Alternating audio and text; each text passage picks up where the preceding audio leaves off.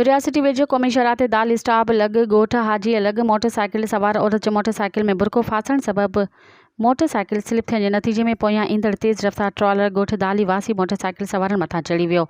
नतीजे में 2 ॿारनि जी माउ अनिला ज़ाल गुलबहार कोरी थॾी थिए चिबाहट जी फौत। संदसि भाउ नौजवान नवीद अहमद ऐं 2 मासूम नींगरियूं साइमान नूर ज़ख़्मी थी पिया। इतलाह ते मोटरवे पुलिस वाक़े वारे हंधि पहुची फोती औरत ऐं ज़ख़्मियुनि खे 1122 एम्बुलेंस ज़रिए रियासती अस्पताल मुंतक़िल कयो। इन मौक़े ते फोती औरत जी मुड़ुस गुलबहार ॿुधायो त घरवारी पंहिंजे भाउ नवीद सां गॾु दालीअ खां कंडियारो दवा वठण लाइ वञी रहिया हुआ त हीउ हादसो पेश आयो। टकर हंदड़ ट्रॉलर ड्राइवर ट्रॉलर समेत मौक़े ते फ़रार। मज़ीद ख़बरनि ऐं तफ़सीलात लाइ विज़िट कयो असांजी वेबसाइट www.awamiNewsHD.com ऐं ॾिसंदा रहो अवामी न्यूज़ HD।